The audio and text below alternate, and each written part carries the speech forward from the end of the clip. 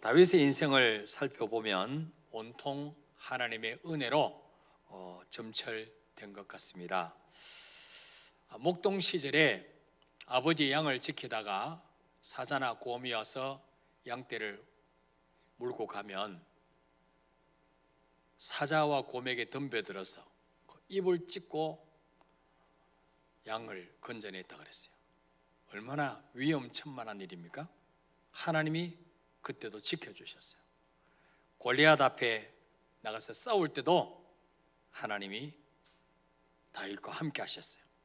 사울 왕에게 쫓겨다녔던 그 기나긴 광야의 시간 동안에도 하나님의 은혜가 늘 다윗을 뒤따라다닌 것을 보게 됩니다. 왕이 된 이후에도 하나님의 은혜가 다윗에게 늘 함께 했죠. 또 심지어 유혹에 빠져 죄에 넘어져도 깨닫고 자복하고 회개해서 다시 돌이킬 수 있었던 것도 하나님의 은혜였습니다. 왜 하나님은 다윗에게 이토록 많은 은혜를 부어주셨을까요? 우리가 은혜 받는 것도 중요하지만 더 중요한 것은 받은 은혜를 계속 머물러 있게 만드는 것입니다. 계속 받은 은혜를 내 것으로 누리며 사는 것이 더 중요하죠. 자, 다윗이 하나님의 은혜가 계속 머물러 있게 만든 비결이 뭘까? 바로 성경은 겸손이다, 그렇게 말씀하세요. 겸손. 다윗은 어릴 때 사무엘 선지자가 이스라엘을 다스릴 왕을 자기 형제 중에서 선택하러 온다는 말을 들었을 때 형들은 다 시옷을 입고 목욕하고 사무엘을 기다렸습니다. 그날 한순간에 내 운명이 바뀌어질 수 있으니까 모두가 기대하며 기다렸죠. 그런데 다윗은 어땠습니까? 아버지의 명령을 듣기 위해서 들에 가서 양이나 치고 있었어요. 이 다윗이 얼마나 마음이 섭섭하고 우울했을까요? 다윗의 마음속에는 왕이 되고 싶은 마음이 조금도 없었을까요? 있었겠죠. 근데 아버지가 시키니까 아버지 보실 때 나는 왕의 제목이 아닌가 보다, 그래서 나보고는 양을 치라고 하시는구나, 또 말하지 않고 양을 치러 갔습니다. 골리앗과 싸우러 나갈 때도 창이나 칼을 구하지 않고 물맷돌을 5개를 들고 나갔습니다. 왜? 전쟁은 여호와의 손에 있기 때문에 하나님이 이기게 하시면 이 물맷돌 하나라도 얼마든지 승리할 수 있다, 이 믿음이 있었기 때문이죠. 한때 유혹으로 밧세바를 범한 이후에 나단 선지자가 그 죄를 지적했습니다. 왕이여, 왕은 중대한 잘못을 범했습니다. 이 당시에 왕에게는 그렇게 큰 일이 아니었어요. 이 다윗이 하나님을 두려워하지 않았다면 얼마든지 선지자 하나쯤이야 죽이고 자기 죄를 가릴 수도 있었겠지만, 이 다윗은 그 나단 선지자의 말을 듣고 왕복을 벗고 잿더미에 앉아서 통곡하면서 눈물로 침상을 띄우며 하나님 앞에 회개할 수 있었던 것도 바로 겸손 때문이에요. 겸손. 여러분, 누가 여러분에게 잘못을 지적하면, 단점을 지적하면 잘 받아들이지 못하고 기분 나쁘게 생각하는 분이 많잖아요. 하물며 왕이 선지자의 그 말에 왕복을 벗고 이렇게 자기 체면 다 내려놓고 하나님 앞에 회개할 수 있다는 것은 하나님 보실 때는 너무 마음에 드는 거예요. 그래서 베드로전서 5장 5절 6절에 읽어볼까요? 시작. 젊은 자들아, 이와 같이 장로들에게 순종하고 다 서로 겸손으로 허리를 동이라. 하나님은 교만한 자를 대적하시되 겸손한 자들에게는 은혜를 주시느니라. 그러므로 하나님의 능하신 손 아래에서 겸손하라. 때가 되면 너희를 높이시리라. 아멘. 하나님은요, 교만한 자를 대적하신다. 교만한 사람을 그냥 내버려 두시는 게 아니고 대적하신다. 그리고 뭐요?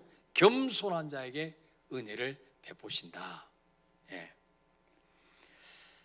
여러분, 수많은 고생 끝에 다윗이 드디어 왕이 되었습니다. 죽을 위기도 수없이 겪었고 그 광야를 짐승처럼 헤매며 다녔습니다. 추위와 배고픔도 견뎌야 했습니다. 이 다윗의 고생은 한두 해 끝나지 않았습니다. 무려 15년 동안 계속됐습니다. 하루아침에 눈을 떠보니 왕이 되어 있는 사람은 아무도 없습니다. 다 고생하고 그 자리에 오르는 것입니다. 성공에는 그만한 노력과 고생과 눈물의 빵이 있는 것입니다. 죽고 싶은 순간도 수도 없이 참아야 했고 억울한 일을 당해도 훗날을 생각하며 견뎌야 했을 것입니다. 밤이면 찾아오는 극심한 우울증도 이겨내야 했을 것입니다. 믿었던 사람들이 등을 돌리고 다윗 곁을 떠나는 그런 섭섭함도 있었을 것입니다. 고생이 많을수록 성공은 더욱 빛이 나고 달콤하게 여겨집니다. 근데 고생을 많이 해서 성공한 사람들이 빠지게 되는 함정이 하나 있는데 그것이 바로 뭐냐면은 공로의식, 보상의식입니다. 내가 고생해서 이만큼 이루었다고 생각하는 것입니다. 내가 잠도 안 자고 안 먹고 안 쓰고 노력해서 부자가 되었다고 생각하거나 내가 10년 동안 휴가 한 번 안 가고 열심히 회사 일을 했기 때문에 내가 직장에서 승진했다고 이렇게 생각하는 분들이 많습니다. 틀린 말이 아니죠. 겨루고 나태했는데 성공한 사람이 있겠습니까? 쓰고 싶은 거 다 쓰고 자고 싶은 거 다 자고 부자 된 사람 누가 있겠어요? 그러나 똑같이 그만한 노력과 수고를 했는데도 안 되는 사람도 많다는 거예요. 인정하십니까? 똑같이 수고하고 나보다 더 노력했는데도 안 되는 사람도 많다는 거죠. 노력한다고 다 성공하는 게 아니라는 거죠. 예. 공부 잘한다고 다 좋은 대학에 들어가는 게 아니라는 거죠. 예. 성공은 나의 노력과 열심으로만 절대로 이룰 수 없다는 것을 알아야 된다는 거예요. 나의 성공 뒤에는 누군가의 헌신이 있었고 하나님의 보이지 않는 도움의 손길이 반드시 있었다는 것을 알아야 된다는 거예요. 예. 이게 바로 예수 믿는 사람과 예수 믿지 않는 사람의 차이예요. 예수 믿지 않고 자수성가한 사람들 보세요. 아주 교만이 하늘을 찌르죠. 나 예수 없어도 나 하나님 안 믿어도 나 이만큼 됐어. 근데 어떻습니까? 한순간에 모래 위에 지은 집처럼 무너지는 경우가 얼마나 많습니까? 내 힘으로 성공을 이루었다고 생각하는 것이 바로 교만이란 거죠. 근데 다윗을 보십시오. 다윗만큼 고생한 사람이 이 세상에 없을 텐데 고생 끝에 낙이 온다고 드디어 다윗이 왕이 되었어요. 이제는 어깨에 힘을 주고 자기 공로를 드러낼 만도 하지 않겠습니까? 근데 이 다윗은요, 하나님 앞에 무릎을 꿇고 엎드려서 뭐라고 고백합니까? 오늘 사무엘하 7장 18절에 읽어볼까요? 시작. 다윗 왕이 여호와 앞에 들어가 앉아서 이르되 주 여호와여 나는 누구이오며 네 집은 무엇이기에 나를 여기까지 이르게 하였나이까. 아멘. 주 여호와여 나는 누구이오며 네 집은 무엇이기에 나를 여기까지 이르게 하셨나이까. 이 고백 속에 담겨있는 다윗의 마음이 무엇입니까? 하나님, 내가 나를 잘 아는데 나 같은 사람이 도대체 무엇이라고 이런 은혜를 베풀어 주셨습니까?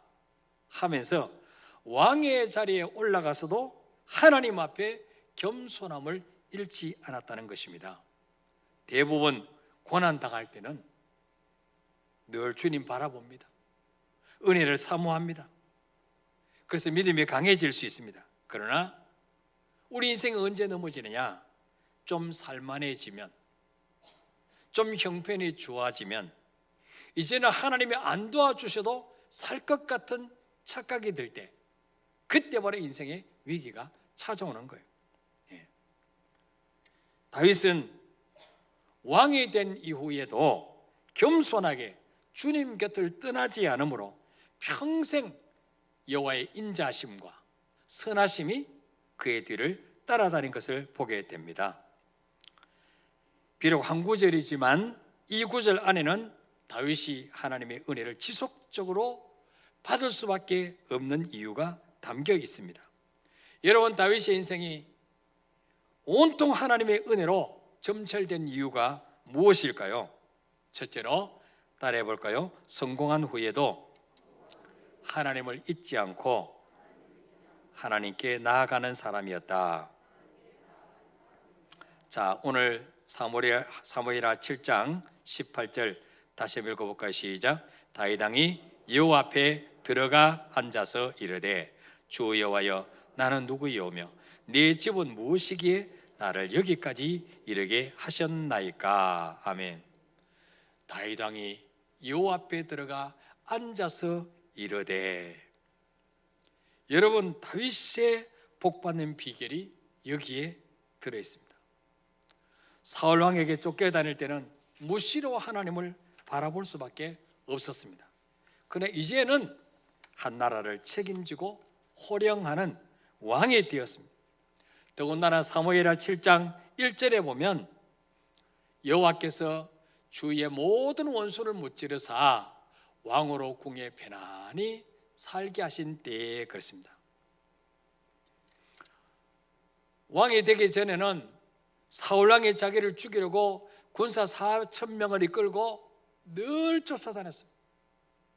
하루도 신발끈을 풀고 신발을 벗고 발을 씻고 잔 적이 없었을 거예요. 근데 이제는 여호와께서 다윗 주위의 모든 원수를 무찔러 주셨어요. 누가 무찔러 주셨어요? 여호와께서. 왕으로 왕궁에 편안히 살게 하셨어요. 예. 이제는 전쟁도 없어요. 죽이려고 하는 사람도 없어요. 이제는 신발 벗고 발 씻고 편안하게 잘 수가 있었습니다.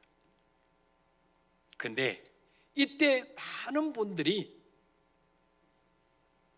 이 모든 것을 내가 누렸다고 생각하는, 내가 했기 때문에 지금 이 복을 받는다고 생각해요.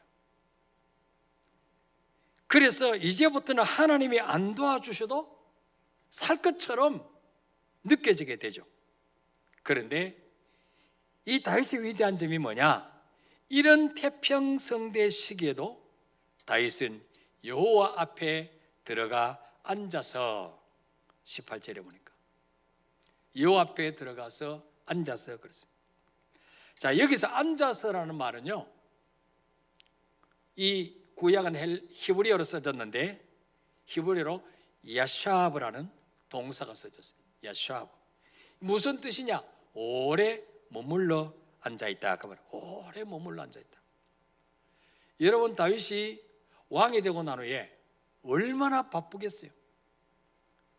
외적을 막기 위해서 거기도 신경 써야 되고, 내부적으로도 백성들의 필요를 채워주기 위해서 얼마나 업무가 바빴겠어요? 그런데 이 다윗은요, 잠시 하나님 앞에 눈도장만 찍고, 하나님, 저 아시죠? 너무 바빠요. 너무 피곤해요. 주님과 오래 교제 나눌 시간이 없어요. 다음에 또 올게요. 이렇게 눈도장만 찍고 나가는 것이 아니라 하나님의 전에 와서 오래 머물러 있었다는 거예요. 예. 이게 바로 뭐예요? 평생토록 다윗이 교만하지 않고 하나님을 떠나지 않고 하나님의 은혜를 받아 누릴 수 있었던 비결이 바로 여기에 있다는 거죠. 예. 근데 다윗이 앉았던 곳은 어떤 곳이냐? 여호와의 법궤 앞에서 하나님의 임재를 상징하는 언약궤 앞에 와서 오래 머물러 있다 갔다는 거죠. 자, 사무엘하 7장 2절에 보니까 왕이 선지자 나단에게 이르되 볼지어다 나는 백향목 궁에 살거늘 하나님의 법궤는 휘장 가운데 있도다. 이 다윗이 하나님의 은혜로 원수들 다 무찌르고 태평성대를 누릴 때에 다윗은요 하나님의 은혜를 기억했다는 거죠. 하나님의 임재를 상징하는 언약궤, 법궤는 지금 땡볕에 이 염소털로 짠 그 성소에 계시는데 자기는 뭐요? 백향목으로 만든, 그냥 백향목은 편백나무보다 훨씬 향기도 좋고 썩지 않고 벌레도 먹지 않고 이 지톤피드가 막 더 많이 나오는 거예요. 그런 왕궁에 탁 누워 있는데, 야, 나 같은 목동 출신이 어떻게 내가 이 좋은 백향목으로 만든 왕궁에 누워 있느냐? 그런데 하나님의 임재를 상징하는 저 법궤는 땡볕에서 저렇게 모시고 있으니 너무 죄송하다. 내가 하나님의 언약궤를 모실 성전을 지어드리면 어떻겠는가? 이런 기특한 생각을 하게 된 거죠. 예. 그래서 나단 선지자에게 이야기했다는 거죠. 근데 이미 성전을 지어드린 것도 아니에요. 지어드리고 싶다는 말만 했는데도 하나님이 너무 기뻐하셔서 그 나단 선지자를 통해서 다윗에게 앞으로 내가 다윗에게 이런 복을 주겠다 하면서 사무엘하 7장 8절에서 16절까지 보면은 엄청난 축복을 약속하셨어요. 다윗 당대뿐만 아니고 후대까지 축복을 약속하셨어요. 너무나 황송한 축복의 말씀을 듣고 다윗이 하나님의 법궤 앞으로 나가서 앉은 것입니다. 보통 법궤 앞에 가면 서 있든지 아니면 무릎을 꿇고 앉았습니다. 왜? 하나님이 여기 지금 계신다고 생각하니까. 자, 그렇다면 다윗은 하나님의 법궤 앞에 무릎을 꿇고 오래 앉아서 기도했다는 거죠.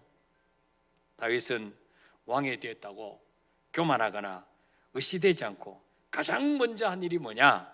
하나님의 임재를 상징하는 법궤 앞에 무릎을 꿇고 오래 앉아서 하나님과 기도했다는 거죠.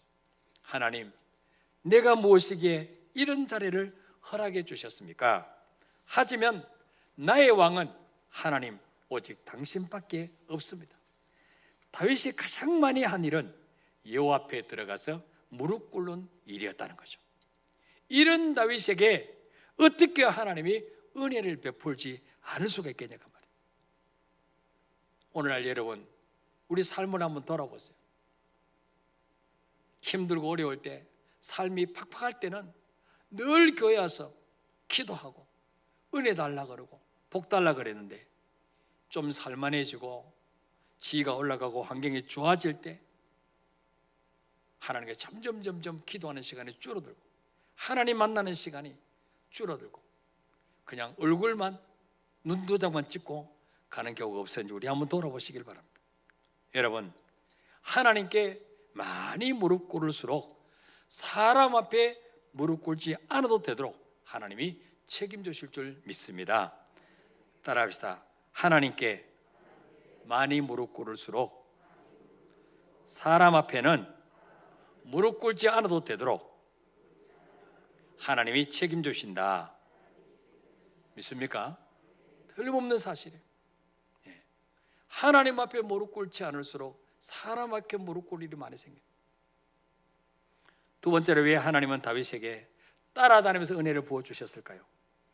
따라합시다. 자기가 누구인지 잊지 않는 사람이었다. 다윗은 하나님의 법궤 앞에 무릎을 꿇고 주 여호와여 나는 누구이오며 내 집은 무엇이기에 나를 여기까지 이르게 하셨나이까? 라고 묻습니다. 이 말씀은 하나님, 내가 나를 너무나 잘 아는데 저는 이런 은혜를 받을 자격이 없는 인간입니다. 저도 별 볼 일 없고 우리 가문도 하나님 앞에 내놓을 만한 아무것도 없는데 어찌하여 저에게 이런 큰 은혜를 베풀어 주십니까? 이렇게 묻고 있다는 거예요. 여러분, 자기가 누구인지를 잘 아는 사람은 하나님의 은혜를 잊어버리지 않습니다. 다윗은 왕이 되고 난 이후에도 자기가 비천한 목동 출신이었던 것을 한순간도 잊지 않았습니다. 시편 78편 70절 71절 읽어볼까요? 시작. 또 그의 종 다윗을 택하시되 양의 우리에서 취하시며 전양을 지키는 중에서 그들을 이끌어내사 그의 백성 야곱 그의 소인 이스라엘을 기르게 하셨더니. 아멘. 여러분, 목동은 어떻습니까? 눈만 뜨면 양을 끌고 들판으로 산으로 돌아다닙니다. 그 뜨거운 땡볕을 내리쬐면서 얼굴에 새카맣게 끌렸고, 또 언제 곰이나 사자가 양떼를 움켜가려고 올지 알 수 없습니다. 늘 긴장해서 있어야 돼요. 예. 그런데 그 목동의 자리에 있던 다윗을 하나님이 불러내사 하나님의 양떼인 이스라엘 백성을 치게 하신 거죠. 예. 다윗은 한순간도 자기가 누구인지를 잊지 않았습니다. 교만한 사람은 아무리 큰 일을 맡겨도 작게 감사하지만 겸손한 사람은 아무리 작은 일을 맡겨도 크게 감사합니다. 겸손한 사람은 어떤 사람이냐? 자기의 원래 모습을 잊어버리지 않습니다. 예전보다 지위가 올라갔습니까? 생활 수준이 높아졌습니까? 과거에 나는 어떤 사람이었는지를 늘 잊어버리지 마시기를 바랍니다. 그래야 하나님이 끝까지 쓰시는 거예요. 예. 원래 하나님께서 부족한 종에게 이 광주시에 400여 교회가 넘는 그 연합회장직을 맡겨주셨어요. 그저께 목요일 날 아침에 시청에서 조찬 기도회를 열었는데, 코로나 때문에 2, 3년 동안 기도회가 끊어졌는데 다시 이제 시장님과 공무원들 또 광주시의 연합회 목사님들과 함께 제가 거기서 설교를 했어요. 그리고 같이 식사도 하고 차도 나누고 그러고 왔는데, 참 제가 감회가 새로웠던 것이 31년 전에 교인 한 명 없이 땅 한 평 없이 상가를 빌려서 거기에 칸막이를 하고 거기서 살면서 교회를 개척했는데, 하나님이 이렇게 하나님의 은혜로 저를 높여주시고 복을 주셨구나. 31년 전에 제가 개척교회 할 때 몰골도 말이 아니었고 얼굴에 머리ඹ어짐이 피고 누구 하나 봐주는 사람이 없었는데, 하나님이 높여주시니까 밥 먹을 때도 시장님 옆에 앉으라 그러고 사진 찍을 때도 시장님 옆에 서라 그러고. 네. 오래 살고 볼 일이구나. 그래서 참 내가 이 은혜를 잊어버리면 안 되겠구나. 항상 교회가 부흥되고 성도가 많아질지라도 그 교회는 한 명 없이 개척했던 그 시절, 그 모습을 잊어버리면 저는 타락하게 되는 거예요. 그래서 여러분, 개구리가 처음부터 개구리가 됩니까? 올챙이, 개구리가 알을 낳으면 거기서 올챙이가 돼요. 올챙이에서 이제 앞발이 나오고 뒷발이 나오고 이렇게 개구리가 되잖아요. 예. 근데 많은 사람들이 개구리 올챙이 시적, 올챙이적 시기를 잊어버린 거죠. 예. 그래서 사람들이 저 사람 변했다. 원래 저 사람 안 그랬는데 저 사람 요즘 좀 변했다. 예. 그러죠. 저희 교단에 서울에 있는 제법 큰 교회 젊은 목사님이 담임으로 부임을 했어요. 부목사로 있다가 큰 교회 담임으로 부임하니까 얼마나 어깨에 힘이 들어가겠어요. 그 목사님이 위임식을 할 때 그 장인어른이 목사님인데, 그 장인어른이 액자에다가 사이 얼굴 닮은 개구리를 한 마리 그려가지고 그걸 가지고 간 거예요. 이거 선물이다. 아버님 뭡니까? 네 닮은 개구리다. 너 지금 큰 교회에 부임했다고 교만하면 안 돼. 너 부흥된다고 교만하면 안 돼. 너는 부목사였어, 부목사. 너는 올챙이 시절 잊어버리면 안 돼. 그래서 그 목사님이, 그 장인 어른이 그려주신 개구리를 목양실에 항상 붙여놓고, 이 교만에 올려오려고 할 때마다 나는 올챙이였지, 항상 그걸 보면서 자신을 다잡는다는 거죠. 마지막으로 어째서 다윗의 인생은 온통 하나님의 은혜로 점철되어 있었을까요? 따라합시다. 하나님이 이곳까지 이르게 하셨음을 아는 사람이었다. 자, 사무엘하 7장 18절 다시 읽어봅시다. 시작. 다윗 왕이 여호와 앞에 들어가 앉아서 이르되, 주 여호와여, 나는 누구이오며 내 집은 무엇이기에 나를 여기까지 이르게 하셨나이까. 아멘. 나를 여기까지, 왕의 자리에 오르기까지 이르게 하셨습니까? 이 고백은 바로 무엇입니까? 하나님이 붙들어 주지 아니하셨으면 벌써 사울왕의 손에서 죽었을지도 모르고 내 인생이 어떻게 될지 모르는데, 오늘에 이르기까지 모든 순간을 하나님 당신이 인도해 주셨습니다. 바로 그 고백이에요.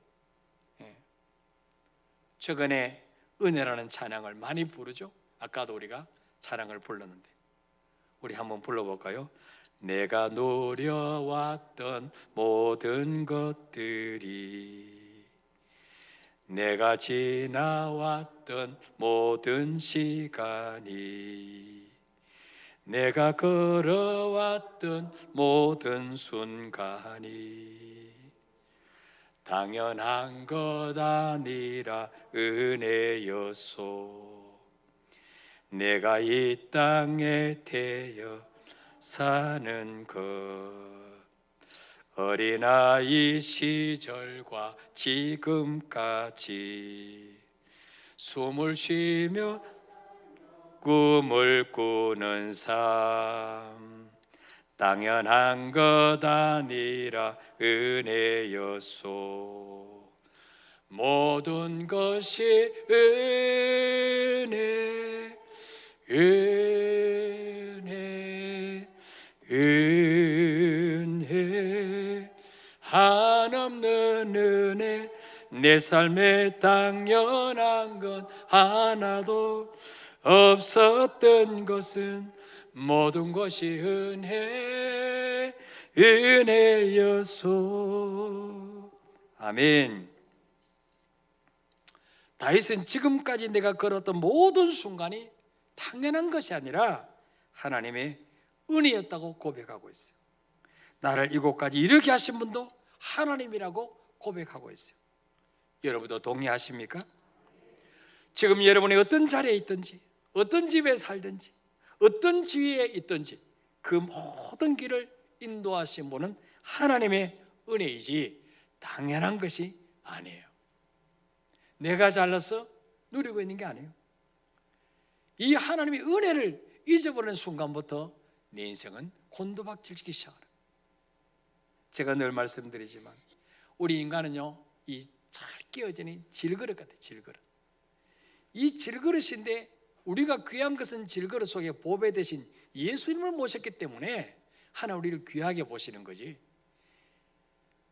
이 질그릇을 여러분, 제가 컵을 놔버리면 어떻게 돼요? 박살나버려요. 예. 우리 인생도 마찬가지. 하나님이 나를 도와주시고 붙들어 주시니까 그나마 괜찮아 보이지, 하나님 나를 놓아버리시면 한순간에 우리는 박살나는 거예요. 가정도, 사업도, 자녀도 마찬가지. 예. 노력했다고 다 성공하는 것도 아니고, 돈을 많이 번다고 다 부자 되는 게 아니에요. 우리 자녀를 좋은 학원 보낸다고 다 좋은 학교 가는 것도 아니에요. 하나님의 은혜가 아니고는 살 수 없는 것이 바로 우리 인생입니다. 그런데 삶이 힘들고 모든 것이 내 뜻대로 되지 않을 때 지금까지 주신 은혜를 잊어버리고 낙심하거나 원망하는 분들이 많다는 거예요. 또한 모든 것이 하나님의 은혜였는데 언제부터인가 받은 은혜는 내가 당연히 누리는 권리가 되어버리고 은혜를 받지 못한 자처럼 교만해질 수가 있다는 것입니다. 잠언 22장 4절에 보니까 겸손과 여호와를 경외함의 보상은 재물과 영광과 생명이니라. 우리가 그토록 가지기 원하는 재물, 또 영광, 높아지는 거, 영생, 이게 뭐예요? 전부 우리 손에 있는 게 아니고 하나님 앞에 어떤 자 하나님 주시냐? 겸손한 자에게 여호와를 경외할 때 그 보상으로 이걸 주신다는 거예요. 믿습니까 여러분? 어떻게 하면 받은 은혜를 잊어버리지 않고 늘 겸손하게 살 수 있을까요? 바쁠수록, 잘 될수록 하나님의 성전에 나와서 하나님 앞에 오래 머물러 있는 거죠. 하나님의 음성을 듣기 위해서 오래 머물러 있는 거예요. 내 사정을 알기 위해서 오래 머물러 있는 거죠.